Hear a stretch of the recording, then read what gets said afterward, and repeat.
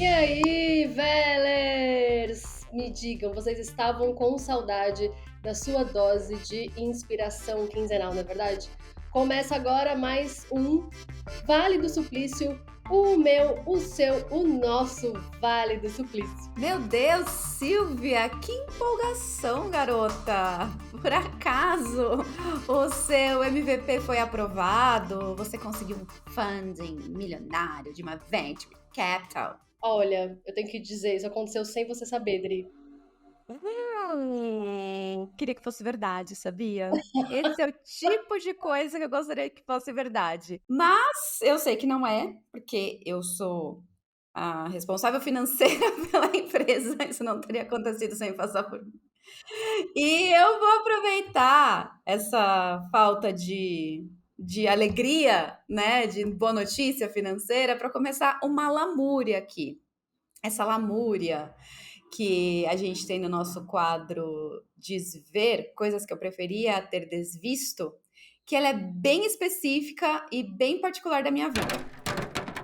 Eu queria falar do LinkedIn. O LinkedIn, ele é uma ferramenta que eu uso muito, eu adoro. Eu me contato com muita gente que não conheço, nunca vi, não teria oportunidade de encontrar. E eu sinto que é como se fosse uma coisa da escola, sabe? Só que no mundo corporativo, tipo, oi, tudo bem? Você quer ser meu amigo? Aquela coisa fica meio desconfortável até no começo, né? Como que você puxa papo e tal. Mas o que eu sempre faço quando eu vou adicionar alguém que eu não conheço, que nunca vi na minha vida, ou que vi, mas a pessoa não me conhece, eu faço uma coisa assim, uma técnica milenar de engajamento de pessoas que é me apresentar e falar por quê que eu quero fazer essa conexão com essa pessoa. Nossa, é uma coisa assim, né? Uma inovação, né? Talvez. Só que, eu não sei por que raios, as pessoas não fazem isso. E recentemente, muita gente, também não sei de onde vieram essas pessoas, começaram a me adicionar no LinkedIn e eu só fico pensando assim: quem é essa pessoa? Por que que essa pessoa quer uma conexão comigo? De onde vem? Aí eu tenho que ficar adivinhando da onde saiu aquela pessoa, por que que ela é importante para mim, que eu acho que não faz o menor sentido, né? Então, eu queria propor aqui nesse desver para a gente levar essa coisa da educação, né, do offline para o online. O que que vocês acham? É muito a sua cara se queixar desse tipo de coisa. Eu não vou falar mais nada sobre isso, porque o foco desse Ah, episódio não é um episódio como se você e eu, mas eu vou deixar aí para a audiência tirar suas próprias conclusões, né, Adriele Marquezine? não, a gente vai ter que ter E, uma DR depois, eu vou querer entender isso aí. ai meu Deus, vou comer à tarde, eu já tô vendo tudo. É nesse clima receptivo, né, de amizade, de leveza, que a gente apresenta o nosso convidado de hoje. Ele tem uma carreira bem convencional, como você vai perceber, porque ele criou a empresa de logística Dedalog, que depois foi adquirida pela Cubo, que é onde ele trabalha hoje como Country Manager. Ele fundou uma livraria 100% online, a 30%, e ele é produtor do documentário Democracia em Vertigem, que foi indicado ao Oscar de 2020. Eu não sei se deu um nó aí na sua cabeça, na minha certamente deu. Isso é um sinal de que a história que vem pela frente é muito boa. Tiago Pavan, seja muito bem-vindo ao Vale do Suplício. Tudo bom, pessoal? Obrigado. Prazer e obrigado pelo convite. Tiago, ó, a gente, como você percebeu, a gente está bem animada aí para ouvir a sua trajetória. E, e a gente sabe aí, trajetória é muito mais aí do que uma sequência de fatos, né?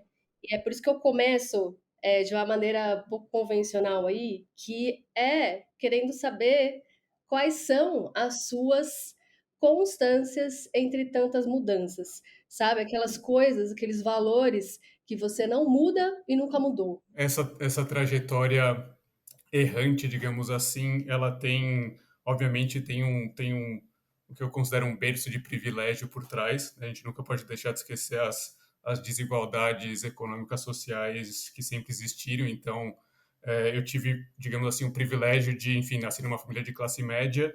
E nos anos 80, eu nasci nos anos 80. E nos anos 80, meu pai, ele foi um dos, enfim, não pioneiro, mas foi uma dessas primeiras gerações de programadores de computador aqui no Brasil, lá no começo dos anos 80. Então, desde muito cedo, desde muito criança, eu tive um computador em casa, eu comecei a fuçar no computador. Meu pai me ensinou os primeiros passos de programação de computador quando eu tinha, sei lá, 6, 7 anos de idade.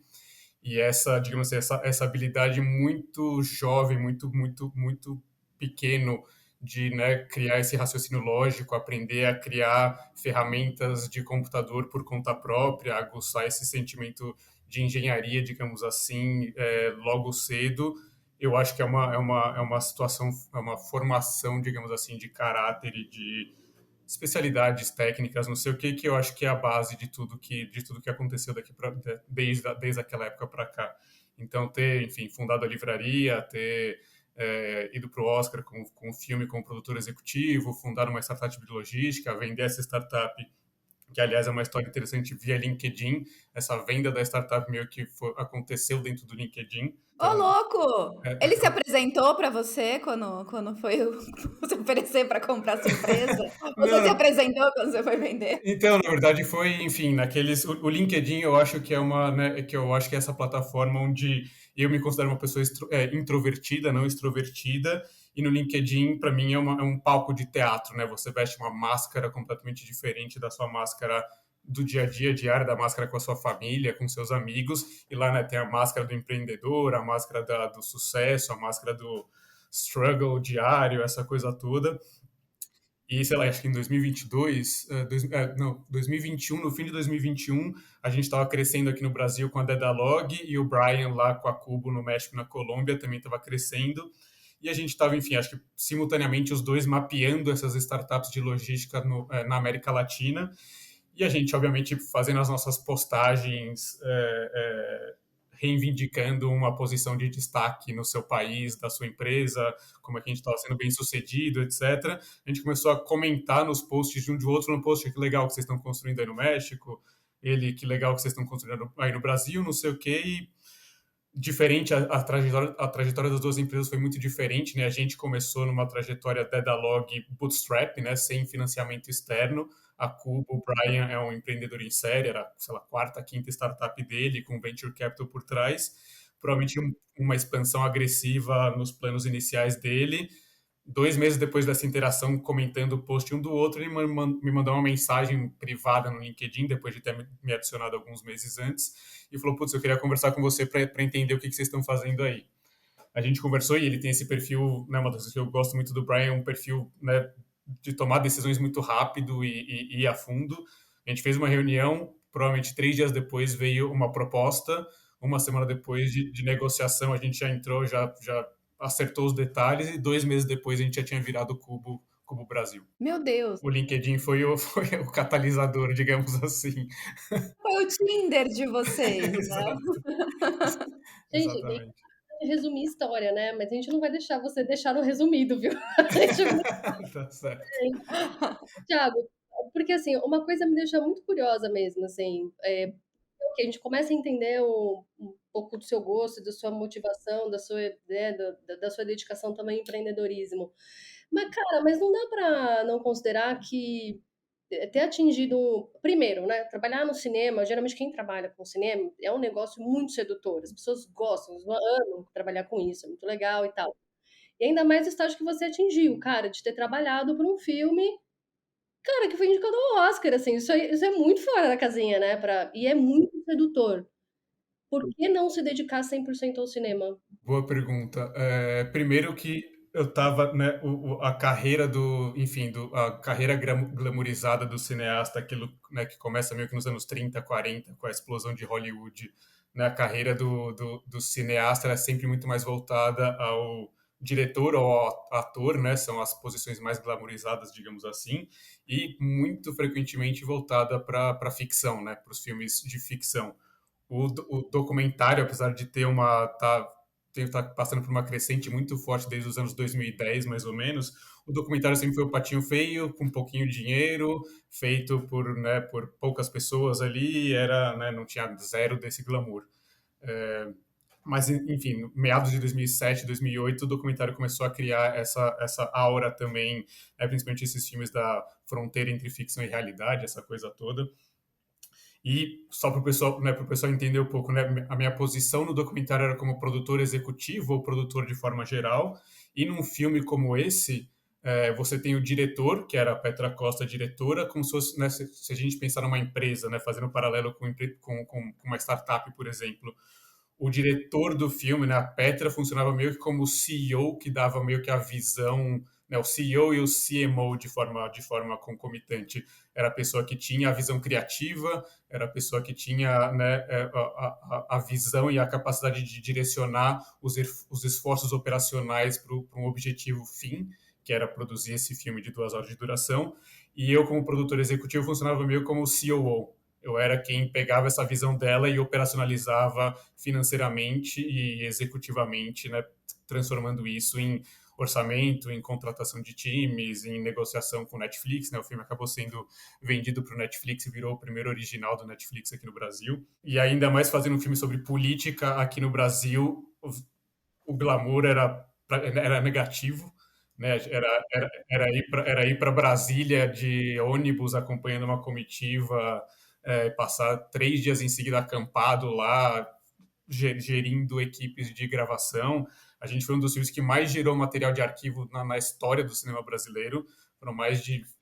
Já esqueci o número agora, mas a quantidade de material gravado, né? A gente gravou praticamente os meses antes da Dilma ser deposta. A gente gravou praticamente todo dia com 5 equipes de câmera o dia inteiro, em vários lugares do Brasil, manifestações, etc. A gente foi atrás de material de arquivo, então, né, foi um trabalho meio hercúleo de não só capturar essas imagens, mas depois editar elas e transformá-las num filme. E é extremamente cansativo. Eu costumo falar para o pessoal que fazer essa experiência com o cinema de documentário aqui no Brasil, político, essa experiência, montar uma startup de logística é muito mais fácil.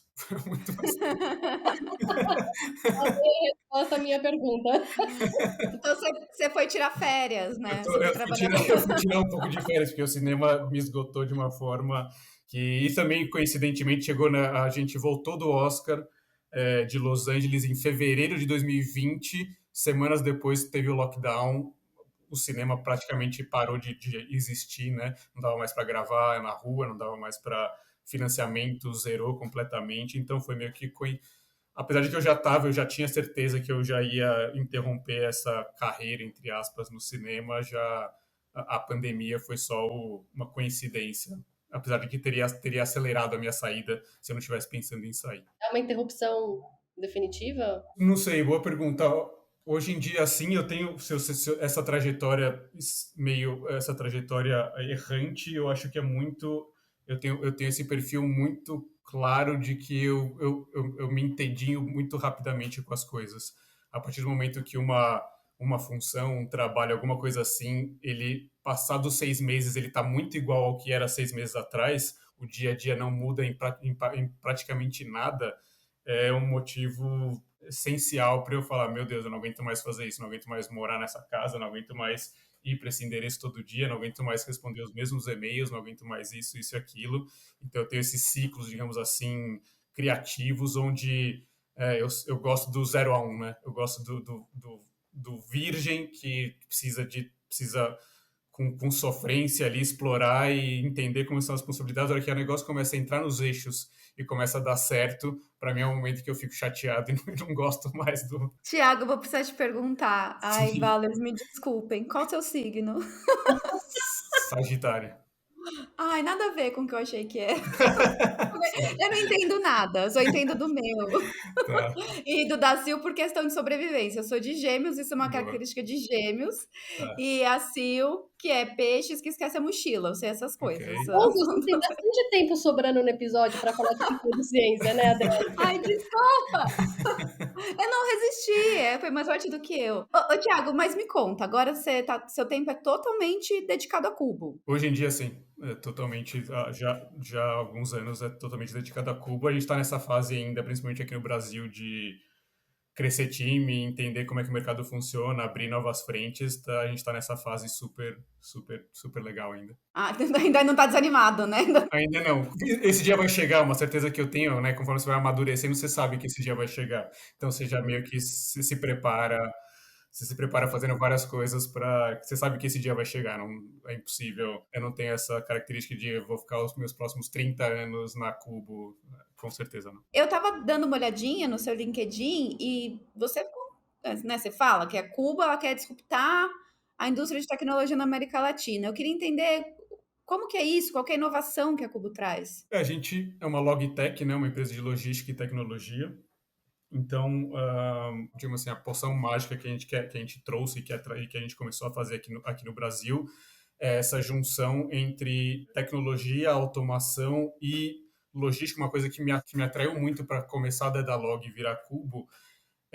Apesar de já ter trabalhado, eu já trabalhei uma época dentro da XP, no começo dos anos 2010, fundei uma startup com um amigo que a gente fazia uma espécie de um sistema que, como é que se diz, fazia uma projeção da bolsa de valores, análise de risco de carteiras, era uma coisa completamente maluca e era puro SaaS, né? Puro software, puro serviço.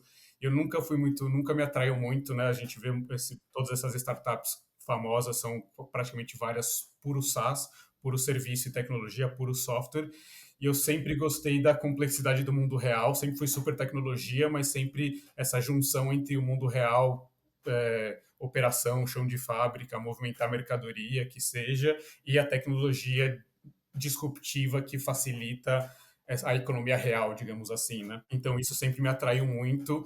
E a Dedalog, na verdade, surgiu meio que de dentro da livraria 30%, essa livraria que eu fundei com meu irmão há muito tempo atrás, 2007, eu acho, foi a fundação da 30%, que existe até hoje, e eu considero ela como a livraria é um laboratório de experimentos, digamos assim, de tecnologia nosso. Então é uma coisa que eu sempre volto para trabalhar. Hoje em dia, por exemplo, faz muito tempo que eu não faço absolutamente nada, mas de lá já saiu startup de precificação de marketplace para vendedores, de lá saiu a Dedalog.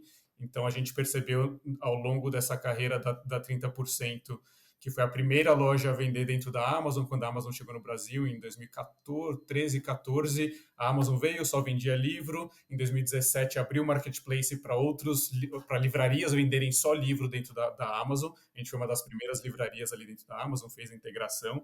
E aí em 2018, 19, a Amazon abriu a loja deles para qualquer tipo de produto e simultaneamente começou a trazer aqui para o Brasil o esquema deles de Fulfillment by Amazon, a logística da Amazon, oferecer logística da Amazon para os vendedores dentro do marketplace deles.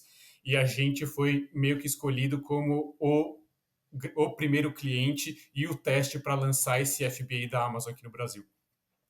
Então a gente aprendeu bastante coisa junto com a Amazon, a como operar um armazém, como um sistema, um WMS, que é o sistema de gestão de armazéns, funciona, esse tipo de coisa. E eu sempre fui super apaixonado, como eu falei, essa fusão entre tecnologia que aumenta a produtividade e melhora a qualidade da produção de um ativo físico, que é uma logística, por exemplo. E aí, a partir disso, a gente já tinha desenvolvido, né, a gente, dentro da 30%, a gente sempre teve essa escola de 100% do que a gente fazia internamente. Então, o site a gente que criou, as conexões com os marketplaces a gente que criou, as conexões de acertos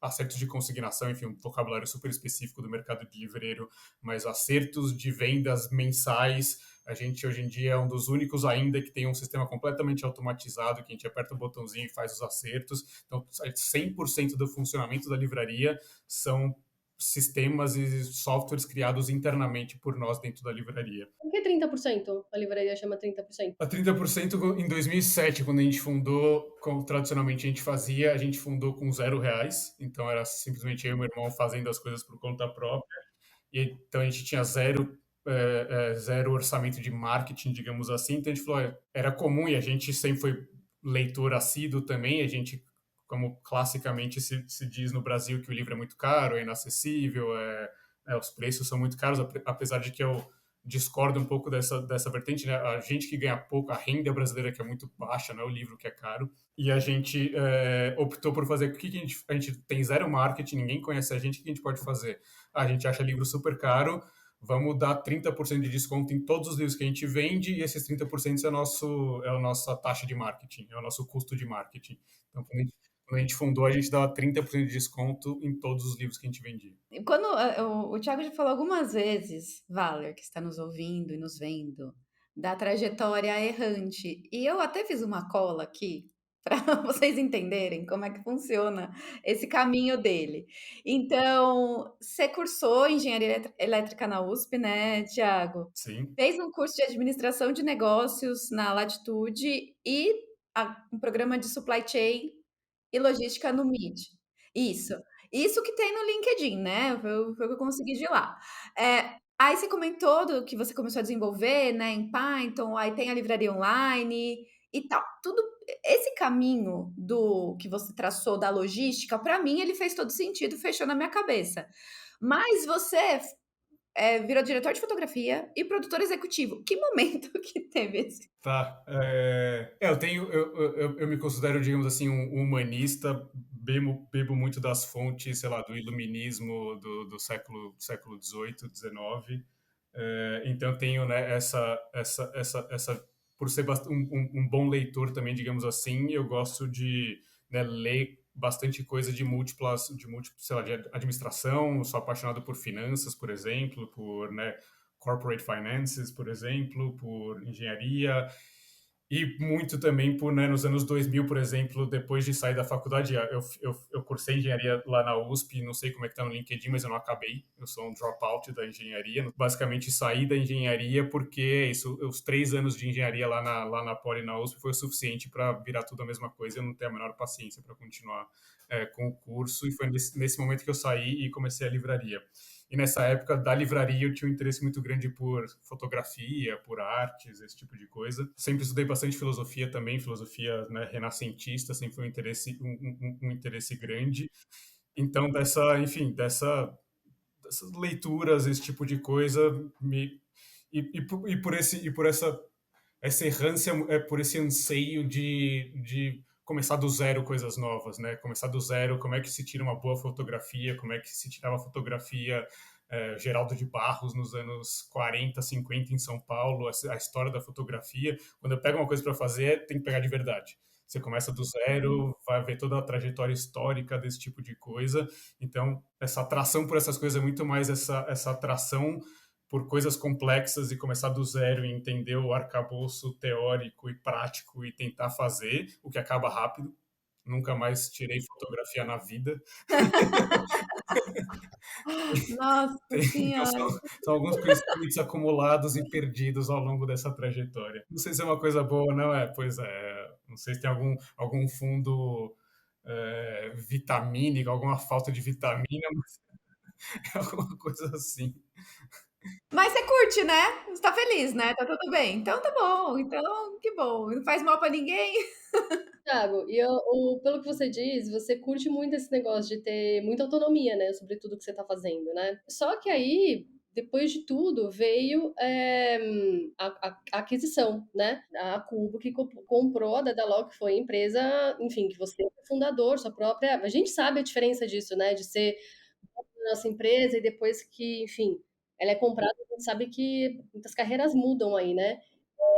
Teve que abrir mão de alguma coisa? Como ficou essa sua questão da autonomia, do seu poder de decisão? O que que você teve que acontecer com você nesse processo aí? Uma ótima pergunta. Tinha tudo para dar errado. Em 95% dos. Se eu tiver, né, se acontecesse como acontece em, sei lá, 95 por caso, estou chutando uma estatística qualquer, assim, só para dar ordem de grandeza. Mas aí, 95% dos casos, né, esse empreendedor vende a startup para uma maior, então essa maior acaba controlando a visão, tudo que você faz. Se isso tivesse acontecido, que a chance era enorme de ter acontecido, eu não ia ter durado 6 meses na Cubo, com certeza. Porque, enfim, você fez uma boa leitura de mim e essa hierarquia, né, todas essas coisas que eu fiz, eu tive trabalhos formais, digamos assim, na época que eu estava na faculdade, quando eu estava estudando lá na USP. Meu primeiro trabalho foi na Luz Engenharia Financeira, fazendo trabalhos de engenharia financeira. Durei pouquíssimo tempo lá. Depois eu fui para um trabalho que eu gostei muito, que chamava Magic Island, que era 2003, nem lembro quanto que era, mas era pré-iPhone, estavam surgindo os smartphones aqui no Brasil, e eu fui contratado para ajudar Era meio que uma empresa vinculada à Telefônica, agora eu esqueci os detalhes, desculpa, não vou entrar nos detalhes, mas meu trabalho lá era pegar joguinhos de celular que estavam sendo lançados nos Estados Unidos, esse pessoal comprava esses joguinhos e a gente tinha que pegar o código-fonte desse joguinho e adaptar para os celulares brasileiros. Então era esse o trabalho. Fiquei acho que um ano e pouco lá, que consegui crescer meio rápido lá, comecei a gerir uma equipe de desenvolvedores no começo dos anos 2000. Depois desse, mas também depois de um ano e pouco, foi meio que na mesma época que eu saí da faculdade, que eu estava cansado da engenharia, então eu larguei esse trabalho. Eu tenho esse histórico horrível desses dois trabalhos que eu fiz, que quando eu larguei esses trabalhos, eu simplesmente parei de ir do dia para a noite. Não avisei ninguém, eu simplesmente falei, cansei desse trabalho, eu não vou nunca mais aparecer lá. Não Ô, façam, louco! não façam isso em casa. Sinal da minha imaturidade infantil lá, de quando eu tinha lá, 19 anos, 20 anos.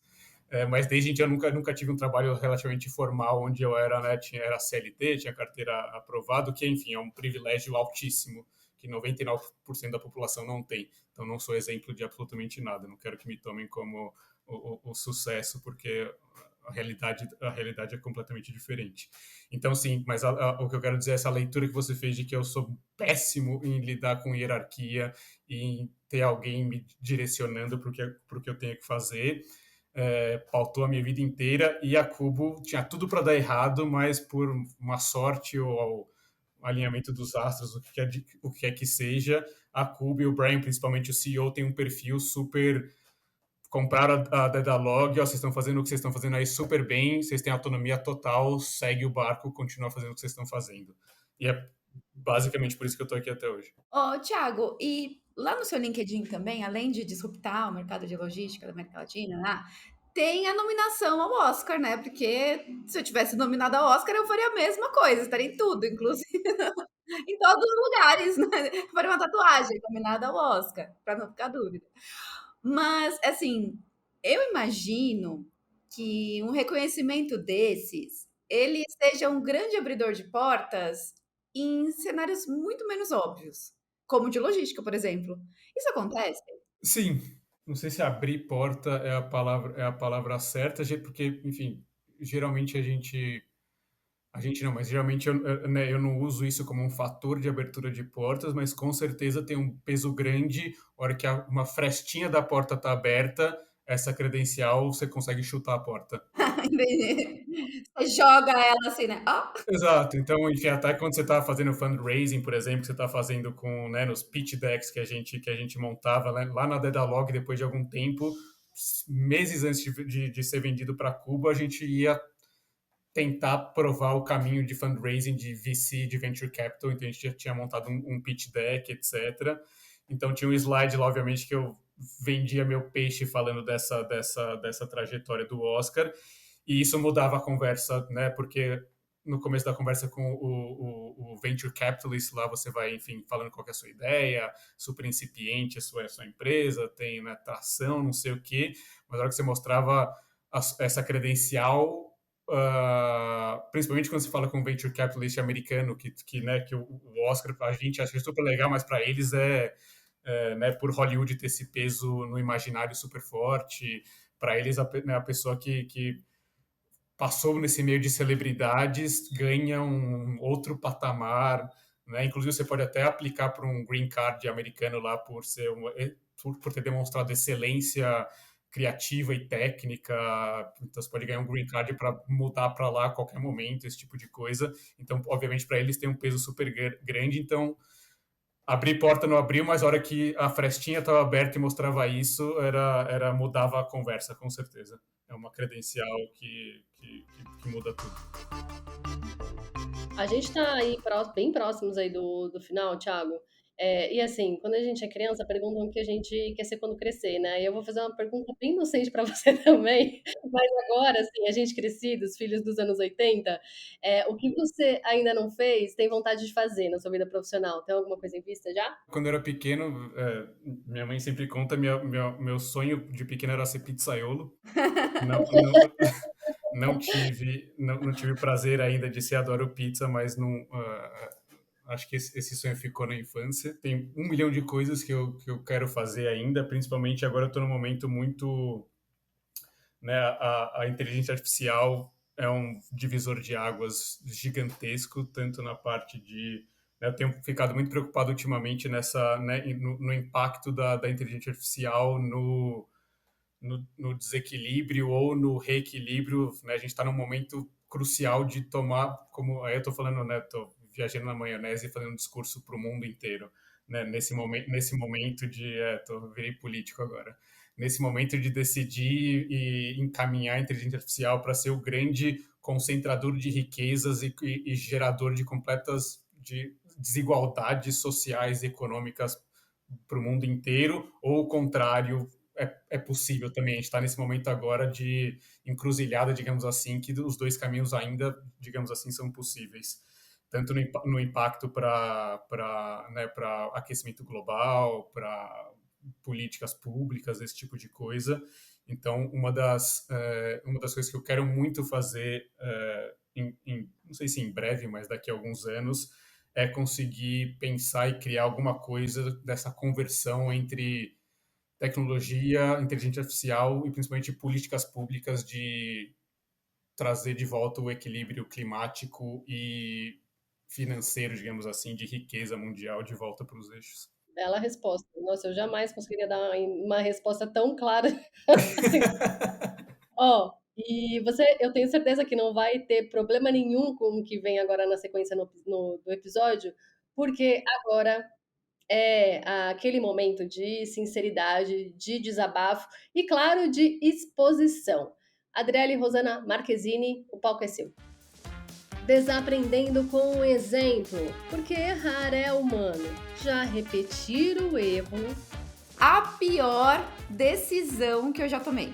De decisão, para mim, é uma palavra super, super interessante de falar. Desculpa se eu estou completamente fugindo do assunto, mas tem várias teorias da decisão, como tomar boas decisões, etc. E você olha para o passado, decisões ruins que você tomou, que hoje em dia você fala, era uma das poucas decisões possíveis que eu podia tomar, porque eu não tinha o contexto geral das coisas, eu era uma pessoa diferente, etc. Mas eu sempre gostei muito, e hoje em dia eu gosto ainda mais de, né, estudar. Para mim, um dos grandes prazeres do tempo livre, ou até não do tempo livre. Eu acho que uma das coisas que me atrai muito também em montar startups em diferentes mercados é que tem todo um estudo envolvido, você tem que aprender coisas novas, tem que estudar a fundo coisas novas. Então, o que me impulsiona muito é isso. Então, uma das decisões que eu acho que foram das piores que eu tomei foi ter deixado de concluir a universidade. Eu tenho lacunas de conhecimento técnico ali da engenharia que seriam muito importantes hoje em dia, seriam muito legais. E eu acho que foi uma decisão tomada completamente na imaturidade da adolescência, que eu não deveria ter, pensando hoje em dia, não deveria ter feito isso, como, né, pensando em macro decisões, digamos assim. É uma peça, né, não se pautem pelo mito do Vale do Silício, do dropout da universidade que faz fama. Isso é teatro do LinkedIn, não caiam nessa. Nossa, muito obrigada por esse exposed. Comunicação com equipe, uma dificuldade que você teve que desenvolver. Eu, hoje em dia, demorei muito tempo para adotar, adotei faz basicamente 3 meses, eu acho, de mandar para todo mundo que a gente contrata né, no onboarding dessa pessoa, uns 4 parágrafos falando como eu sou, como que eu gosto de comunicar. Eu sempre fui uma pessoa que odeio reunião com todas as forças. Principalmente que eu acho que isso é uma característica de, né, eu sempre gostei muito do trabalho solitário e de profundidade. Então, eu sempre precisei muito de largos períodos de concentração para entrar naquele fluxo de consciência e de atmosfera de aprendizado para poder fazer um trabalho bem feito.